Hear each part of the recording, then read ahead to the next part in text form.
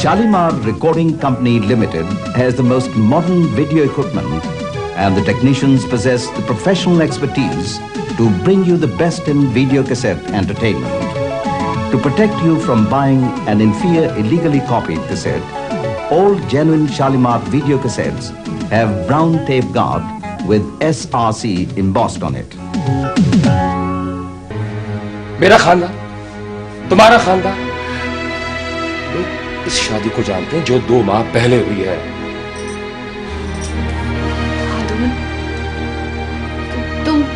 तुम कहना क्या चाहते हो? Please, just try to understand. मेरी बहन की मंगनी हो चुकी है और मैं नहीं चाहता कि लोग तुम्हारी वजह से या इस होने वाले बच्चे की वजह से मेरी बहन की तरफ सवालिया निशान उठाए। और मैं, मेरी इज्जत? यही मैं तुम्हें समझाने की कोशिश कर रहा हूं कि हम इस माशरे में तभी सर उठा के जी सकते हैं जब इस बच्चे से जान छुड़ा लें। नहीं, मैं तुम्हारी ये बात नहीं मान सकती।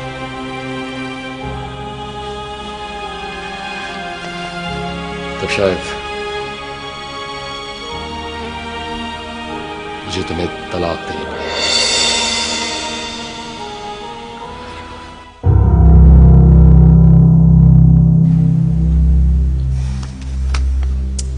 वेल मिस्टर हारून, इस स्टेज पर अबॉर्शन करवाने से तो आपकी मिसेस की जान को खतरा है, और लकीली अगर ये बच भी जाएं तो इस बात के चांसेस हैं कि आइंदा आप लोगों के यहाँ औलाद ना हो सके।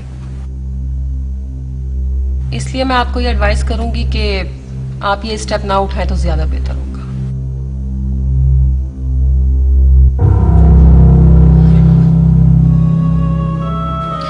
तुम्हें चंद माह के लिए मरी जाके रहना होगा। मैं यहां लोगों को बता दूंगा कि तुम मुल्क से बाहर हो।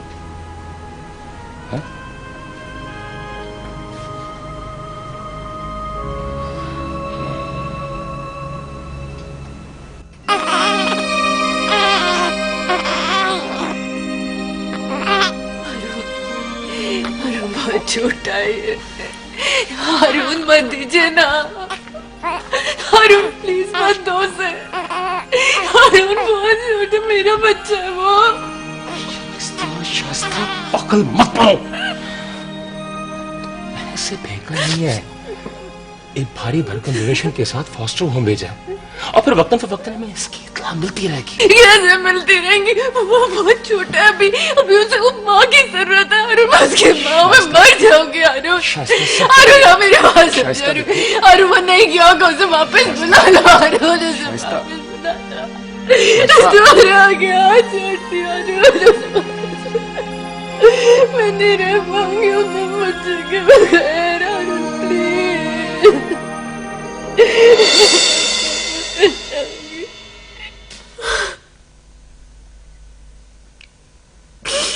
थोड़ा सा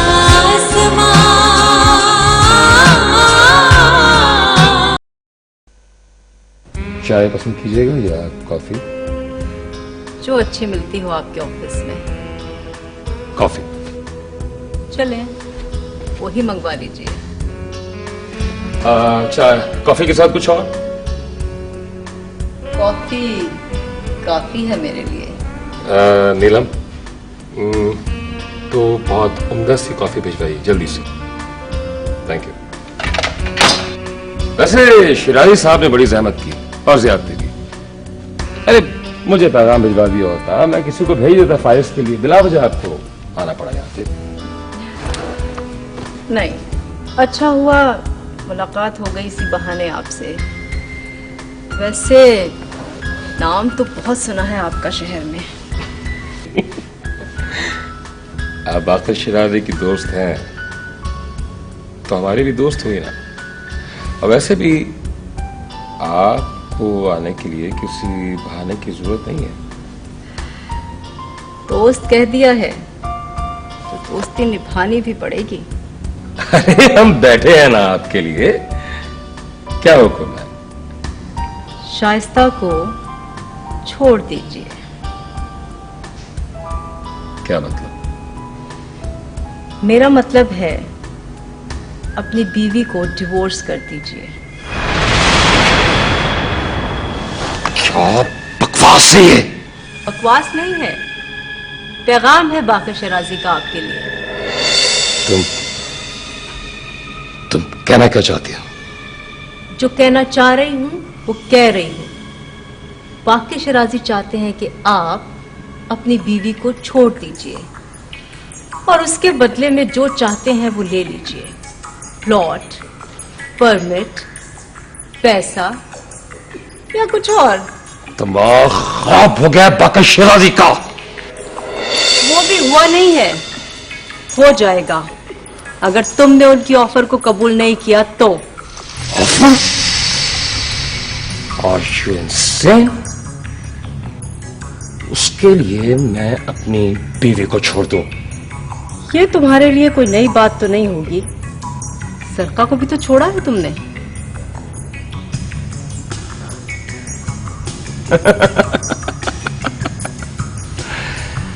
Now I understand. तुम और बाक़िर शिराजी मिलकर मुझे ब्लैकमेल करना चाहते हो, यही बात है ना? हाँ, उस सूरत में अगर तुम हमारी ऑफर कबूल नहीं करते तो। जरका? मैं जरका को नहीं जानता। कौन जरका? बड़ी जल्दी झूठ बोलना याद आया तुम्हें। वैसे जरका के पास तुम्हारी कुछ तस्वीरें हैं शादी के बाद की, और कुछ तहाइफ भी हैं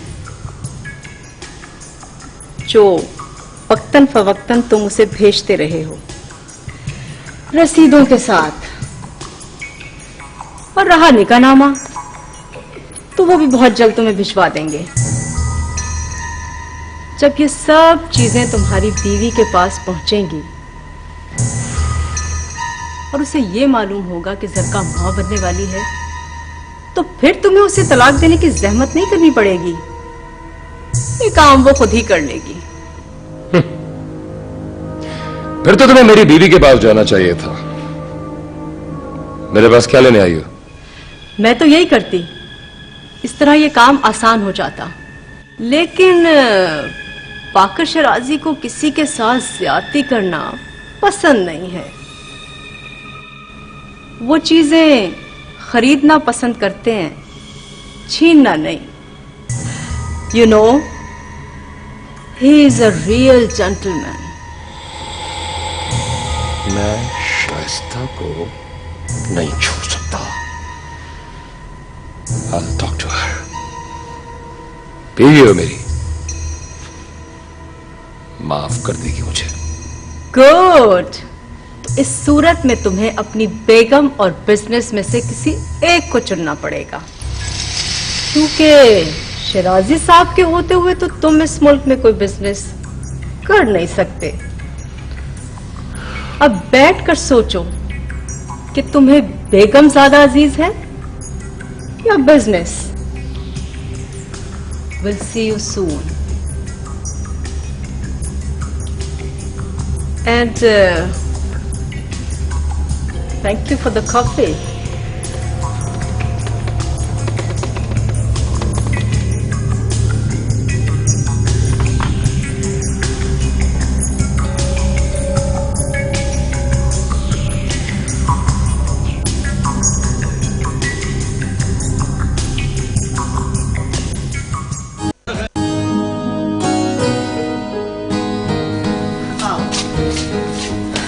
बताओ, सफर तो ठीक ठाक गुजरा ना? बहुत अच्छा, बस जरा थकन हो गई। हाँ, ये तो खैर है। वैसे तुमने बहुत अच्छा किया जो आ गई। न जाने क्यों मेरा बहुत ही दिल घबरा रहा था। मैंने कहा था अपना ख्याल रखिएगा। अरे कौन आया? वही बच्चों की आवाज है। नहीं, कोई आया हुआ नहीं है। ये मेरी भांजी के बच्चे हैं। 6 महीने पहले उसके शौहर का इंतकाल हो गया था। अब उसने दूसरी शादी कर ली है और उसका दूसरा शौहर ये बच्चे रखने को तैयार नहीं है। लेकिन क्यों? पता नहीं, खानदान में कोई दूसरा है नहीं, इसलिए मेरी भांजी ये बच्चे मेरे पास ले आई और मैं इनकार नहीं कर सकी। भारी जिम्मेदारी है, पर यतीम खाने से तो अच्छे पलेंगे ना मेरे पास। मम्मी देखे ना। हम बातों में लग गए। आओ मुन्ना ले।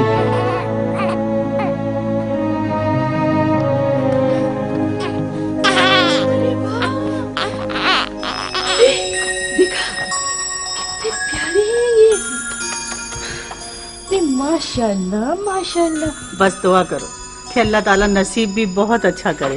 ये खेल सकते हैं मेरे साथ? हाँ खेल सकते हैं, लेकिन अभी छोटे हैं ना। पर मुझे खेलना है इनके साथ। जब ये लोग बड़े हो जाएंगे ना, फिर मेरे बेटे के साथ खेलेंगे। ये हमारे घर रहेंगे क्या? हाँ बेटा, हमारे घर रहेंगे तुम्हारे साथ। हमेशा? हमेशा। क्या नाम है इनके? इनका नाम है समर और सानिया। माशाल्लाह, कितने खूबसूरत नाम है।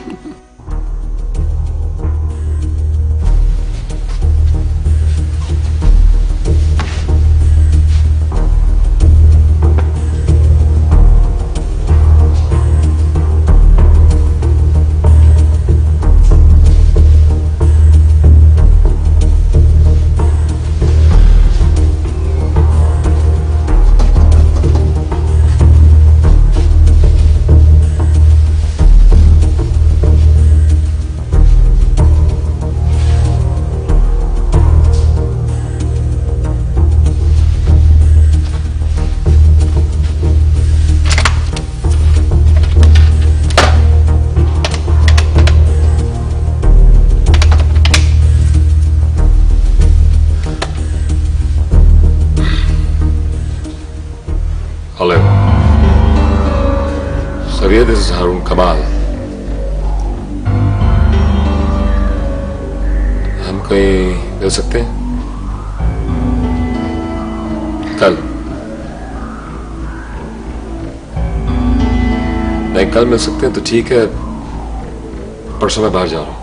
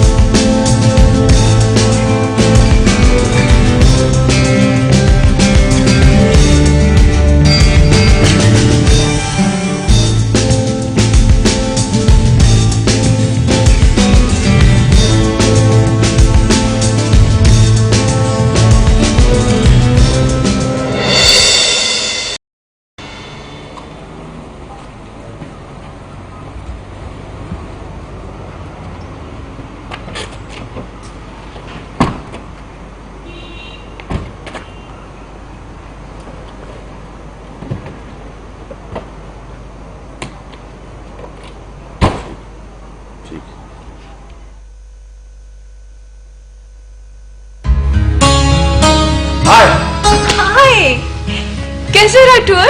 Shaista, it was wonderful, wonderful, wonderful. मुझे बता तो देते, मेरी रिपोर्ट आती लेने के लिए। I missed you so much. बैठो।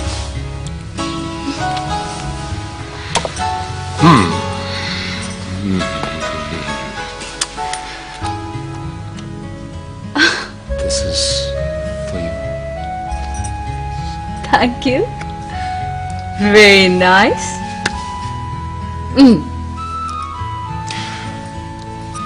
I love you so much. I love you too. क्या बात है, आज बहुत डिफरेंट मूड है। तुम अच्छी तरह जानती हो कि तुम्हारी मेरी शादी इसलिए हुई थी, या मैंने की थी, कि मैं तुमसे बहुत प्यार करता हूं। ना तो उसी शादी के बारे में सोचा, कभी ना कभी सोच सकता हूं। I know, I trust you. और ये भी जानता हूं कि तुम जिंदगी में कभी भी मुझे अकेला नहीं छोड़ोगी। हारून, आप कैसी बातें कर रहे हैं? क्या हुआ? मैं एक एतराफ करना चाहता हूं। एतराफ मुझसे? क्यों? कैसा? पहले एक वादा करो मुझसे। मैं जो बात भी तुमसे कहूंगा पहले उसे गौर से सुनोगी, समझोगी, और फिर मेरी मजबूरी समझकर मुझे माफ कर दोगी। हारून, हुआ क्या है? क्या? पहले वादा करो। Okay, promise. मैं ये एतराफ करना चाहता हूं कि मैं एक ठीक कर बैठा हूं। तौबा है, डील के बारे में मुझसे कन्फेशन करने की क्या जरूरत है आपको? क्या हुआ? उस डील का ताल्लुक तुमसे भी है।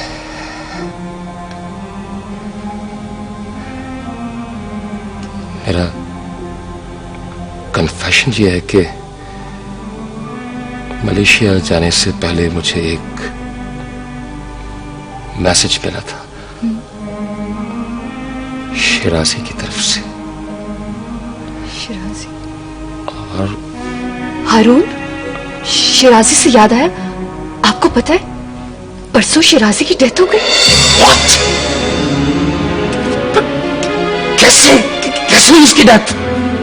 पता नहीं, मैंने तो खबरों में सुना था कि वो अपने गांव से वापस आ रहा था तो नेशनल हाईवे पे सामने से आने वाले ट्रॉलर ने हिट किया। मौके पे ड्राइवर और उसकी डेथ हो गई वहां। खैर हारून, आप कुछ कह रहे थे, कोई कन्फेशन करना चाह रहे थे, क्या था?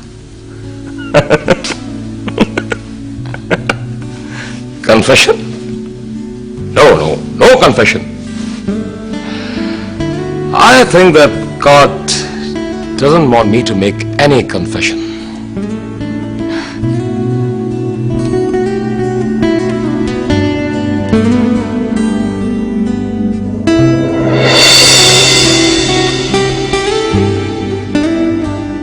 थोड़ा सा आसमां,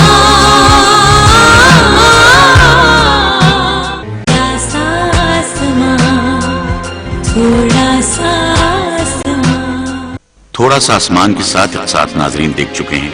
8वीं किस्त से पहले पूरी कहानी का जहन में होना बहुत जरूरी है। फातिमा नामी महरूमियों की शिकार खातून ने एक बच्चा यतीम खाने से अपनी एक सहेली और उसके शौहर की मार्फत गोद लिया और अपनी मां का घर जो हैदराबाद में था छोड़कर कराची में रिहाइश अख्तियार कर ली, जहां उसकी जिंदगी में मुख्तलिफ किरदार आए। कुछ ने उसकी मदद की और कुछ ने उसकी जिंदगी मुश्किल बना दी। किसी जगह वो बच्चा अगवा करने के इल्जाम में जेल गई तो किसी जगह उसे प्यार और मोहब्बत करने वाले लोग मिले और उसे पनाह दी। दूसरी जानिब हारून कमाल नामी एक बड़ा बिजनेसमैन अपनी बीवी शाइस्ता हारून के साथ एक ऐसी जिंदगी गुजार रहा था जहां तरक्की के लिए सही और गलत दोनों जायज हैं। शाइस्ता शुरू दिन से हारून कमाल की धमकियों, झूठ और आवारगी को बर्दाश्त करती आ रही है। कभी उसकी बातों को तस्लीम करती है तो कभी मुस्तरद कर देती है। इसी दौरान बाकर शिराजी नामी एक शख्स जो बहुत बाअसर ओहदेदार है शाइस्ता हारून को पसंदीदगी की निगाह से देखता है और उससे दोस्ती के मंसूबे बनाता है। उधर हारून कमाल जरका नामी एक डांसर की जुल्फ का असीर हो जाता है और उससे छुपकर शादी कर लेता है।